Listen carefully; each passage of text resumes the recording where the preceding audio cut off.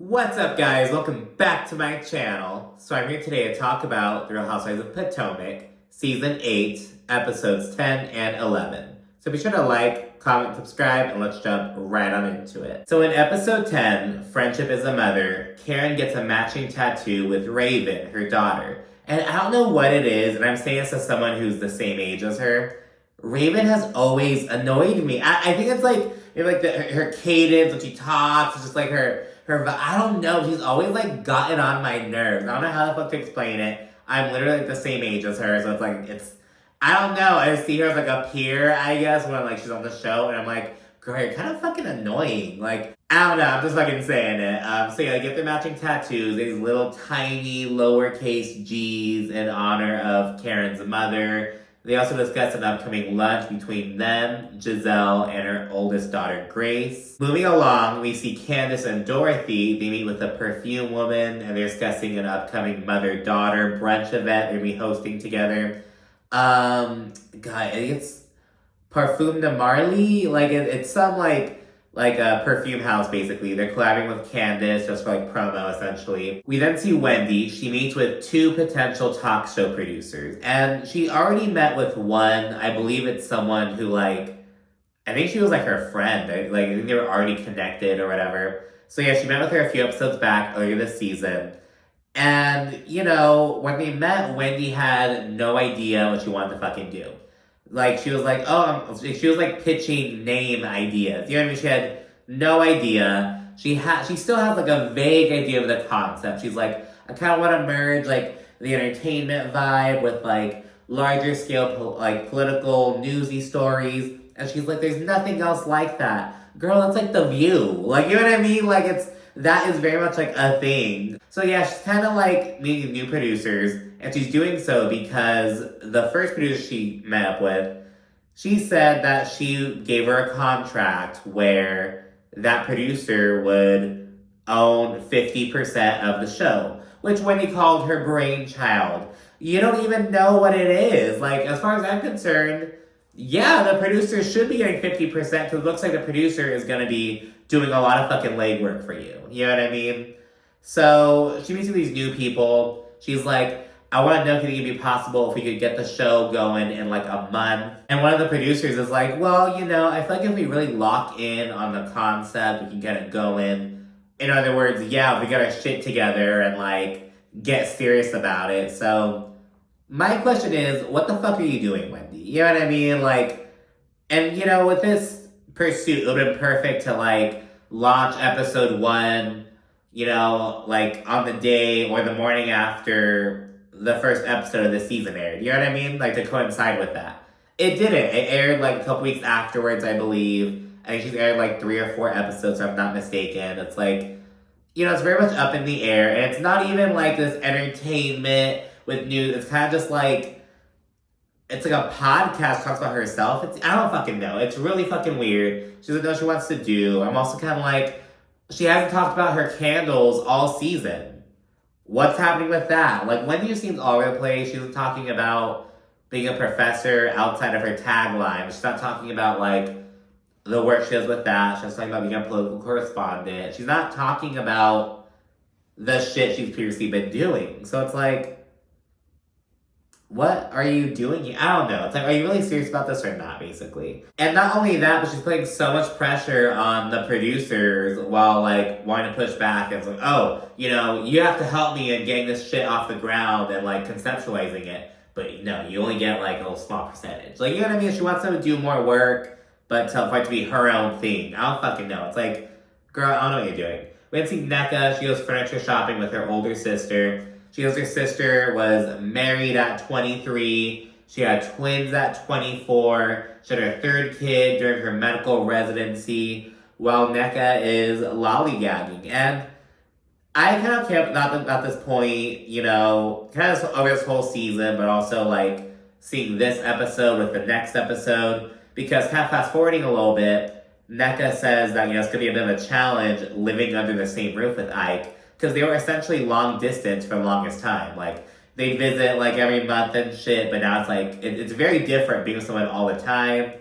She just seems kind of annoyed with them sometimes, and I don't know. I think Nneka was just like, hey, I'm getting older. I need to get married to a successful Nigerian man. You know what I mean? So that's why she got with Ike. But it's like, they don't seem to be gelling. They don't seem to like have, I don't know. I feel like it's that pressure of seeing her sister have that picture perfect life. You're gonna be like, yeah, you went to college, got your undergrad, right afterwards, you got married, had kids, finished up your, higher education while still growing your family. That's like the perfect, you know what I mean? And it's like, of course, you have the Nigerian husband, like the whole fucking, the whole 9 yards, you know what I mean? And Nneka was trying to get that, but I feel like that's not what she, like, really, not what she really wants, not what she, like, is in the car. I don't know, it just doesn't seem, it seems like she's going about living this life to get something that she doesn't already have. Like, she wants to get that same kind of narrative. I don't know. It's kind of vibe I'm getting. But anyway, she also discusses how, her parents have come so far and how, she has an innate nature where she wants to do more. I'm like, of course you do, girl. Karen and Raven, they meet up with Giselle and Grace. They do some reminiscing and whatnot because they were all in like Jack and Jill together, even though Raven's a bit older and whatnot, and just some small talk and everything. Raven gives Grace some advice about going to college, just, helping her out in that way. We then see Robin and Juan take their sons to physical therapy to, like, get stretched, I guess, because they're athletes, just want to, like, stretch their muscles or whatever. So they're doing that, and while there, Robin gets a text from Candace, like, an invitation to her Mother's Day brunch. And, Robin's kind of confused, and she's like, I was content with leaving things with Candace where they were in Austin, blah, blah, blah. It's like, you're on a show together. You know what I mean? It's like Giselle's want to talk to Candace and Wendy. Fucking Candace also don't want to fuck with Giselle, but Candace seems more open to doing so than Giselle does, obviously. Who else? Wendy does not fuck with Nneka, like, at all. Karen doesn't fuck with Charisse, and Charisse doesn't, like, come around like that anymore, but Karen will be in the same party as Charisse. She doesn't mind that. It's like, there's so much, it's like, you have to work together. Like, shut up, get over it. But anyways, people begin pouring into Candace's Mother's Day brunch. Mia and Karen, they're by themselves. Ashley has her mother. Charisse brings her daughter, Skylar. Nneka has her sister because her mom lives in Wisconsin. And Kiarna, the girl from Baltimore who got in that fight on social media, that physical fight that circulated on social media. It wasn't a fight on social media. It was an actual fight, but video went around online. She's there with her mother. We're not really getting to know Kia. I think she's Wendy's friend, actually. We don't really get to know too much of her. It's because she's kind of being edited out as much as she can because she got in that fight. I don't know, girl. Like, Potomac is gonna have to cut 4 bitches next season. They need to fucking rebuild this group. I don't fucking know.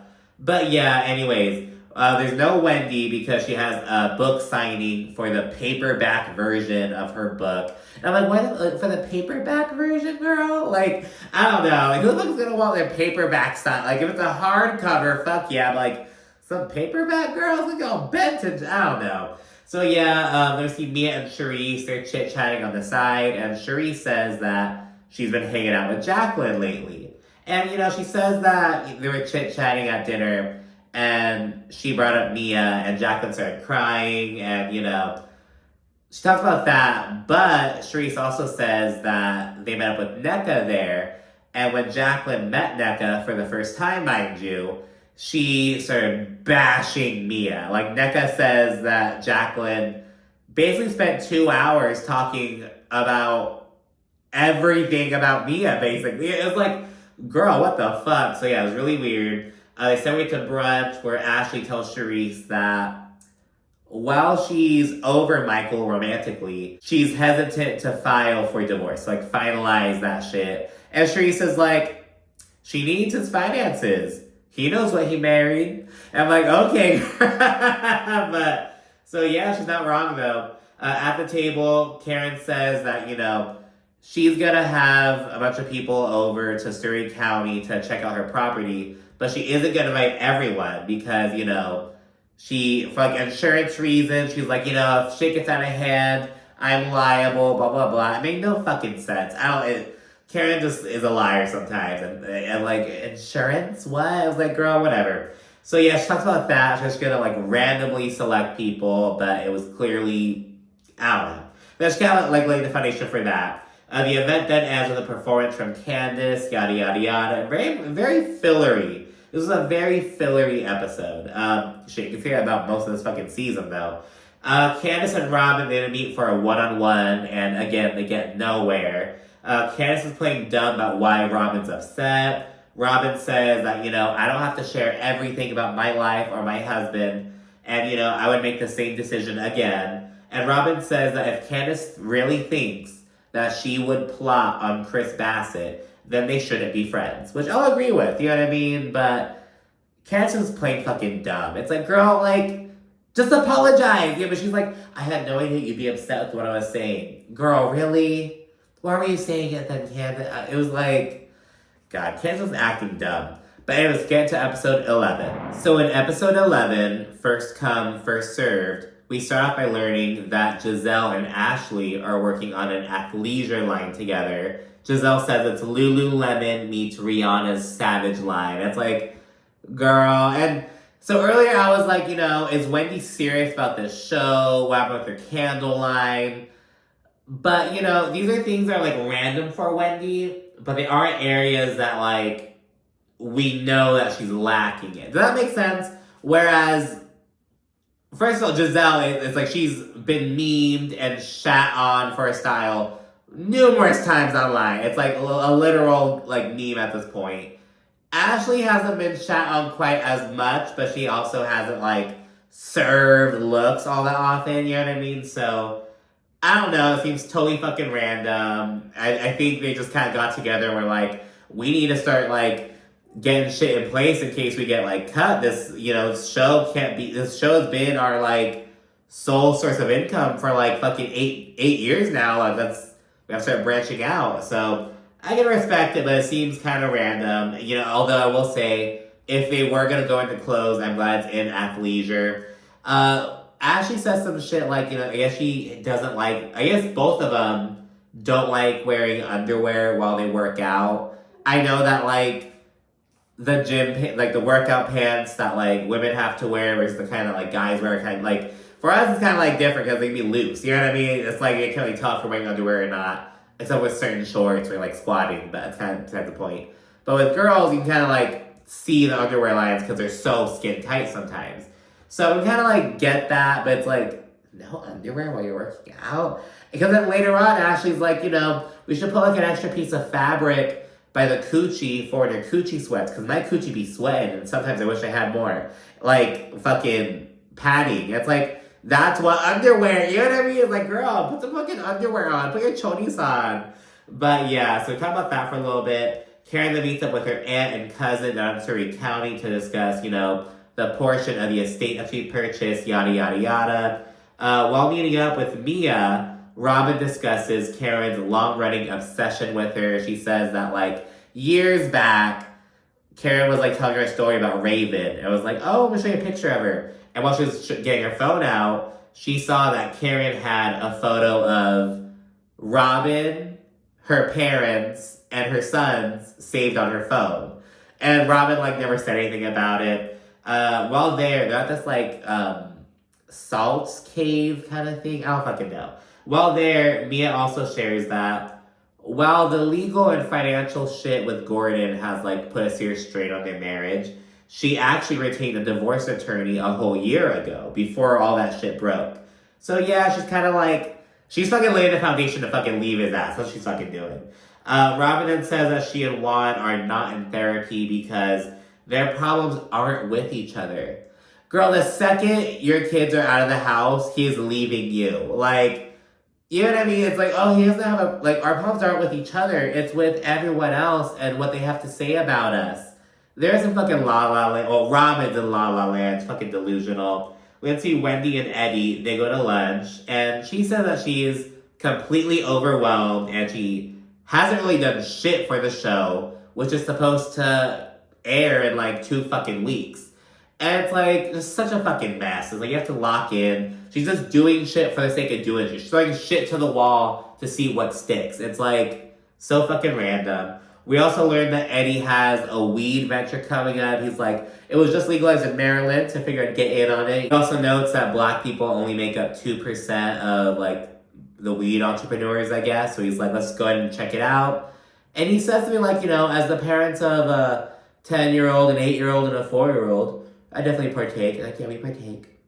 I don't believe it. Like, it just seems random. It's like, yeah, like, go for it. Like, try shit out. But it's like, I would not, like, think that. And he's also naming it Happy Eddie, which, like, look kind of cheeky and whatnot. So, I don't know. Something about Wendy and Eddie, it just feels like kind of facade-y sometimes. I don't know. It just seems fucking random. And strangely, Eddie also says that, okay, his mother wound up being supportive of the weed journey. But I was like, aren't you and your mother, like, estranged? Like, didn't your mom, like, not go to your wedding because she doesn't fuck with, like, Wendy's family? And, like, didn't they turn out going to your sip and see for Cameron, your daughter? Like, when did this happen? You know what I mean? Like, what? I was like, are you guys estranged? I mean, it's good if, like, you got over that, but I was like, when did this happen? You know what I mean? Like, did I miss it? Like, did they talk about it before? I don't know, but yeah, we have Wendy's random little journeys, we have Eddie's random journey, which I mean, like, good for them, but I feel like they're throwing shit to the wall to see what sticks. And, you know, if that's the way to do it, that may be the way to do it. I don't fucking know. Let's see Karen and Ray. They go on a little date and discuss Karen's health journey. Karen then says that she has to have a handsome male trainer for motivation. Regarding the Surrey trip, Karen invited Ashley, Candace, Giselle, and Wendy. Everyone's down to go except Giselle. She declines. Moving along, we check with Nneka, and she's at home unpacking. And she says that, you know, there's some challenges with, like, you know, transitioning to, like, living with Ike full-time now, basically. Giselle comes over, and Nneka tells her a little bit about going with Mia to get a second opinion, because the doctor she went to on camera with her husband fucking sucked. Like, the doctor is more interested in talking with Ike about where they were from and shit, rather than, like, helping Nneka. He was also like, you know, Nigerians, we have the highest rate of natural twins. You guys are totally fine. You don't need IVF. Just making her waste time, basically. So she got a second opinion, and they want to do, it's not IVF, but it's, like, something similar. Like, they get the semen and, like, inject it up into you, like, closer to the uterus area. Something like that. So, like, similar to IVF, but it's not IVF. And it's, like, IUF or something like that. Like, Mia said she actually got it done when she and Gordon had their first child together. Because Mia has her oldest son from a prior relationship. Then she has Jeremiah, remember that's his name. And then, wait, what was the oldest one's name? Was it Josiah? No, that's Drew's son's name. I don't remember. I think they all started with J's. Because, like, they had the oldest, there was Jeremiah, and then, like, Juju. I don't know. But yeah, she got that done for, like, a prior pregnancy as well. So you gotta talk about that. I'm glad that Nneka got the second opinion, because, yeah, that fucking doctor sucked, to be honest.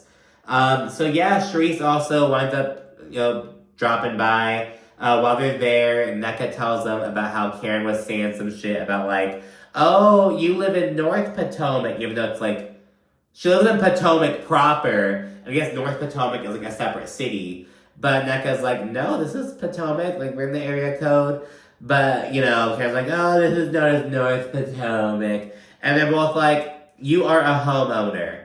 Karen is a renter. Don't listen to her. So we can't talk about that. We then learned that now that Giselle turned down the Surrey invitation, Karen's inviting everyone. She's like, I've increased my insurance all of a fucking sudden. Robin turns it down because it's super last minute. And Mia also kind of, like, goes in a little bit. Because Karen's up front. She's like, oh, I decided to send a second invitation. You know what I mean? She's really upfront about how there was an original invite sent. Now this is the second round of invites, if you will. And it's less than 24 hours, like, notice.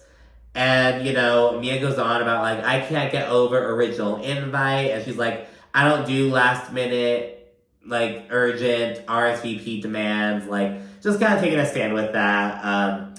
But anyways, the next morning, Karen, Ashley, Wendy, Candace, and Nneka, they all meet up, and Wendy is visibly pressed to see Nneka there, to be honest. On the van, Nneka tells Karen about, how it looks like she invited everyone just because Giselle couldn't make it. Like, she had no intention of inviting everyone until Giselle couldn't make it. And Karen's like, I understand how it looks, but that wasn't the case at all. Just lying to her fucking teeth. And Wendy makes an effort to look super disinterested and unbothered. Anytime Nneka's talking, Wendy's like touching up her fucking makeup or on her fucking phone. Like, she's making that effort to like, I don't give a fuck. After Wendy discusses Eddie's upcoming weed event, which she's gonna like invite the guys to, gonna have like rolling class. Just seems so fucking random. Like, okay, dude, whatever, do your thing. It's like all of a sudden weed's legal. It's like, yes, we partake in marijuana. Let's get into it. And I just hate the phoniness with it. You know what I mean? There's tons of people who like would have never touched weed, but are now getting into it that's legal. And it's like, girl, I've been smoking that shit either way. And it's like, I get it. It's like illegal, but it's like, I don't know, man. It's just like, I don't know. I felt way about like a lot of people who are getting into the cannabis industry and they're like, I don't know. It's just like, and like, are you really about this shit? You're just looking for a quick buck to get in on this shit. Because I don't really have respect for the latter. I really don't. It's like, do your thing, I get the entrepreneurship shit, but like your heart's not really in it. Like, you're in it for the money. You know what I mean? And I don't know. But anyways, Wendy Cat talks about the upcoming event, and afterwards, Nneka discusses how she's going to be having an unpacking party, which everyone will be invited to. Though, Wendy starts moaning and groaning about how this is skipping like 20,000 steps and blah, blah, blah. They then pull up to the property. It's 104 years old. It's Karen's grandmother's home. And, Karen's just kind of reminiscing and whatnot. So you check that out. They see some members of Karen's family before changing into work clothes and clearing out some debris, like, dead leaves and shit. Afterwards, the ladies all sit to chit-chat. And Ashley, she kind of says that she thinks there's potential for Wendy and Nneka. There's then some awkward-ass silence, and Wendy goes on about how she's a big family girl, and, she loves her mother and sister so dearly, and, Nneka didn't come into the group with sisterhood in her heart, and instead wanted to come after her and everything. Wendy says that Nneka called her a bitch, and Nneka confirms this. Though she says, well, you were cursing at me as well. You can't curse and then assume that no one's going to, say anything back. And Wendy's like, I used a curse word in a sentence, but you called me out my name. Which I kind of makes sense, but it's like, the conversation was already turning volatile. You can't be like, these curse words are okay, but, bitch is too. It's like, girl, stop it. You guys are cursing at each other. Wendy then says that Ike tried to attack Eddie, which is a full-out fucking lie. And it's like, oh, so this big, muscular dude and fucking puny little Eddie, it's like, oh, he was trying to attack him. No, he was confronting Eddie because Eddie was acting like a little bitch. And he was still acting like one because he was refusing to acknowledge. If you unfollowed him, say you unfollowed him. You know what I mean? It's like, girl. So yeah, really fucking weird. Obviously, I don't really fuck with Wendy or Eddie, to be honest. I'm kind of biased with that. But yeah, Wendy says that she has no desire to have a conversation with someone whose existence is inconsequential to my happiness. And I'm like, well, I mean, it's kind of like most people's existences should be inconsequential to our happiness. That's not like a flex, you know what I mean? Like, I'm sure your existence is inconsequential to her happiness as well. And let me add this. Everyone's saying, oh, Nneka has no storyline. She's just here talking about Wendy. Bitch, what is Wendy talking about? Her fucking half-assed businesses, she has no idea what she's doing. It's either that or shit relating to Nneka. The same show with Wendy, you know what I mean? So it's like, where's the fucking line? You know what I mean? It's like, fuck out of here. But anyways, that's it for this recap. Be sure to like, comment, subscribe, and stay tuned for more. Thank you for watching. Bye.